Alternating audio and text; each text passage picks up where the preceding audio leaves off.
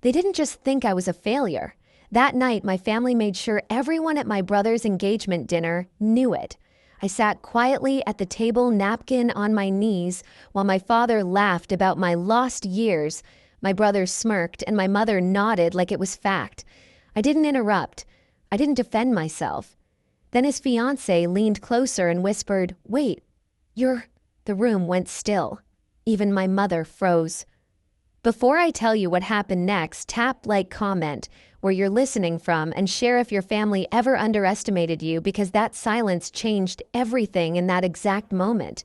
My name is Lauren Hayes, and in my family, names only mattered if they came with titles people could brag about. Realtor, broker, investor, anything that sounded solid, predictable, and profitable. My name never did. It floated around the table like background noise, acknowledged only when someone needed a contrast. The engagement dinner was held in a private room downtown, the kind with dark wood walls and soft lighting meant to make everyone look successful. White tablecloths, heavy silverware, a server refilling glasses before anyone asked. My parents loved places like this. They believed the room you sat in said more about you than anything you could explain. I was seated 2 chairs away from my brother, close enough to hear every quiet joke, far enough to be left out of the center. He looked relaxed, confident, already practicing the role of future patriarch. People leaned toward him when they spoke, laughed a little harder. My parents watched him with the same expression they'd worn my entire life when they talked about him, relief mixed with pride. No one asked me how I was, not really. When someone did glance my way, my mother filled the space before I could answer. "Lauren's still figuring things out," she said gently, like she was smoothing a wrinkle only she could see. My father added something about patience, about how not everyone was built for real pressure. They smiled as if they were being generous. I focused on the table instead, the way the candle flickered, the faint smell of charred steak and pepper, the hum of conversations bleeding in from the dining room outside. These details grounded me. I'd learned a long time ago that if I stayed still enough, people would talk as if I wasn't there. My brother's fiancée sat across from me. She didn't dominate the table. She observed it. When my parents spoke, she listened without interrupting. When my brother talked about work, she asked questions that made him slow down. Her eyes moved carefully, taking in tone more than words. At one point, my father joked about how different my path had been. The table laughed politely. I felt that familiar tightening in my chest, the one that came from being turned into a story someone else controlled. I didn't correct him. I didn't defend myself. Silence had become my reflex, not because I was weak, but because I was tired of explaining a life no one wanted to understand. What no one at that table knew was that this wasn't just another dinner for me. It was a test of how long I could sit in a room built to exclude me, and what would happen if someone finally noticed the cracks. My name had always come last in conversations about success. Not announced, not celebrated, just appended like a footnote no one expected to read. That night at the restaurant wasn't new. It was simply louder. As my brother talked about his future plans, my parents leaned in, nodding at every sentence. My father added commentary, embellishing details, turning ordinary achievements into heroic stories. My mother smiled the way she always did when she believed she was presenting a perfect family to the world. Every so often, one of them glanced in my direction just long enough to remind me I was still part of the picture, barely. Their words carried me backward. A few months earlier, I'd opened my phone to see photos online from a gathering at my parents' house, a networking night. Drinks on the patio. People in tailored jackets standing near the pool, laughing. I hadn't been invited. When I asked my mother about it later, she sounded surprised that I'd noticed. She said it was very technical and she didn't want me to feel uncomfortable. As if being excluded was a kindness. Then there was the holiday barbecue. The heat, the smell of charcoal, paper plates bending under food. I'd been talking to someone near the fence when my father's voice rose above the music. He was bragging again about my brother, about the business, about legacy. Then he laughed and mentioned me, not with pride, with amusement. People smiled awkwardly. Someone patted my arm like I'd lost something important, and everyone knew it. Back at the dinner table, my brother lifted his glass and made a comment about how not everyone takes the traditional route. He said it casually, like an observation, but his eyes flicked toward me. A reminder, a line drawn. I felt the familiar pressure behind my ribs, the urge to speak, to correct the story, to say something sharp enough to make them stop. Instead, I took a slow breath and folded my hands tighter. I'd learned that reacting only gave them more control. Silence at least belonged to me. The worst part wasn't the jokes, it was the offers. My brother once called me before the engagement, dinner voice soft concerned. He asked if I needed help buying something appropriate to wear, said he didn't want me to feel embarrassed. The implication was clear. I was the problem that needed managing. At the table, my mother leaned toward my brother's fiancé and spoke about my future like it was an unresolved inconvenience. She talked about stability, about how someone might take care of me one day. Her hand rested on my shoulder, light but possessive. That was the moment something shifted. I didn't look up right away. I focused on the sound of my heartbeat, steady and controlled. All those nights working alone, all the calls I couldn't talk about, all the decisions I'd made without anyone's approval. They thought my quiet meant uncertainty. They thought my patience meant dependence. Across the table, my brother's fiancée was no longer smiling. She was watching, really watching. And for the first time that night, I had the unmistakable sense that the story they'd been telling about me was about to run out of room. I didn't flinch when my mother's hand stayed on my shoulder a second too long. I didn't look at my brother when he nodded like the matter of my future had been neatly resolved. Outwardly, I stayed exactly the same, calm, still agreeable. Inside, something finally settled into place. The truth was, my life had never been as uncertain as they believed. It just didn't look like theirs. While my parents hosted dinners and talked loudly about growth and reputation, my days ran on a different clock. Early mornings blurred into nights. My apartment stayed quiet except for the low hum of my laptop fan and the occasional buzz of a call coming in from a different time zone. I learned to measure progress in small confirmations, signed documents, cleared payments, short messages that said we're moving forward. There was no applause, no audience, just momentum. I never talked about it, not because I was ashamed, but because I couldn't. The work demanded silence. Agreements were still fragile. One loose word could undo months of preparation. So when my family offered help money advice, I smiled and declined. Letting them underestimate me was safer than correcting them.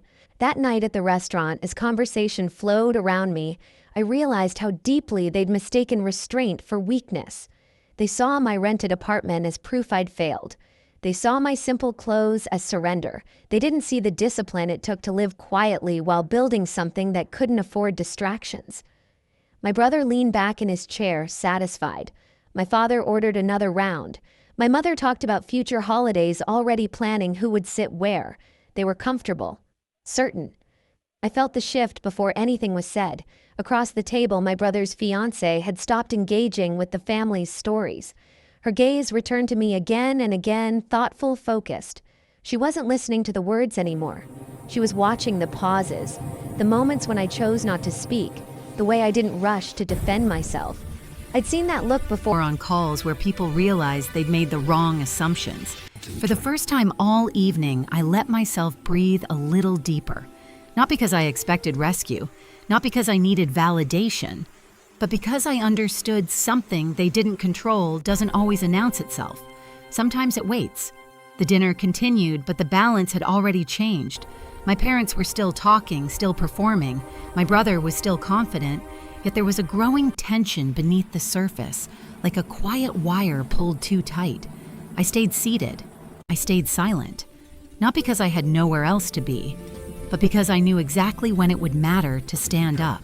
The server returned with another round of drinks, setting the glasses down carefully, unaware that the air at the table had shifted. My father raised his glass first, eager to regain control of the room. To family, he said, smiling wide, and to new beginnings. Everyone echoed him, except me. I lifted my glass a second later, just enough not to stand out. I'd learned how to survive moments like this by staying half a beat behind. My brother launched into another story about his plans. Bigger house, bigger responsibilities, bigger future. He spoke with the confidence of someone who had never been questioned. My parents filled in the gaps for him, interrupting each other, polishing every sentence until it gleamed. And Lauren, my father added suddenly, waving his hand in my direction like he'd remembered a detail late. Well, she's always been independent. The pause before that word was deliberate. My mother laughed softly. She likes doing things her own way, she said, the way people talk about stubborn habits they hope will pass. We just want her to be secure. You know how hard the world is. I felt the familiar tightening in my chest, the reflex to shrink. I kept my eyes on the table, the grain of the wood, a faint scratch near my plate. Anything solid? Across from me, my brother's fiancée didn't look away. She tilted her head slightly, studying me as if a thought had just clicked into place. Then she asked calmly, "Lauren, what exactly do you do?" The question landed differently than the others. It wasn't casual, it wasn't polite filler, it was direct. Before I could answer, my brother chuckled. "It's complicated," he said quickly. "Some tech thing. She's been experimenting." My father nodded, relieved to take over. Lots of people try those kinds of things. It's a tough space. I felt heat rise in my neck. Still, I said nothing. The fiancé didn't smile. "What kind of platform?" she asked, eyes still on me. The table went quiet in a way that felt unfamiliar. My parents shifted. My brother cleared his throat. "She's modest," my mother said, touching my arm again. "She doesn't like to talk about it."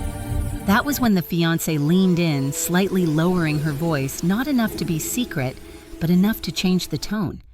"Is it logistics related?" she asked me. I looked up for the first time in minutes. "Yes," I said. One word, calm, steady. Her eyebrows lifted almost imperceptibly. "Global," she continued. I nodded. My brother laughed again, a little too loudly. "See, this is what I mean. Very vague." The fiancé ignored him. Her attention sharpened, professional now. "Supply chain optimization?" I felt my pulse slow. "Yes." The silence thickened. She exhaled slowly, eyes never leaving mine. Then she murmured, just loud enough for the table to hear, "Wait, you're—" She stopped herself mid-sentence. The effect was immediate. Conversation died. Glasses paused halfway to mouths. Even the server a few tables away seemed to hesitate. It felt like the entire room had taken one breath and forgotten how to release it. My father frowned. "What is it?" he asked, irritation creeping in. The fiancée straightened in her chair. "Lauren Hayes," she said carefully. "You're the founder, aren't you?" No one spoke. I met her gaze and gave a small nod. The sound my brother made wasn't quite a laugh and wasn't quite a gasp. Founder of what he demanded. She didn't answer him. She reached into her bag instead and pulled out her phone, tapping the screen with practiced ease. When she turned it around, the headline filled the space between us. An article. Industry-focused. No photos of me, just analysis, numbers, quotes from investors praising a founder who preferred to stay out of the spotlight. She slid the phone toward the center of the table. This, she said evenly, is one of the most closely watched platforms in the sector right now. Quiet launch, strong early traction, international reach. My father leaned forward, squinting. My mother's smile had vanished completely. "We've been trying to get a meeting for months," the fiancé continued. "No press, no interviews, just results." My brother shook his head. "That's not—" He stopped when he realized no one was listening. She looked at him, then finally. "You said you wanted me to meet visionaries," she said. Her voice wasn't sharp. It was worse. It was controlled. I didn't expect one to be sitting across from me. The room stayed frozen. My mother's hand slid off my shoulder like it had burned her.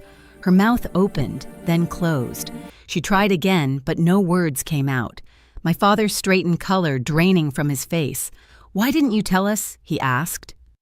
The edge in his voice dulled by confusion. I didn't answer right away. I picked up my glass, took a small sip, and set it down carefully. "You never asked," I said. My brother stood abruptly, chair scraping against the floor. "This is ridiculous," he snapped. "If this was true, we would have known." The fiancé's eyes flicked back to her phone. "The whole point was that you didn't," she said.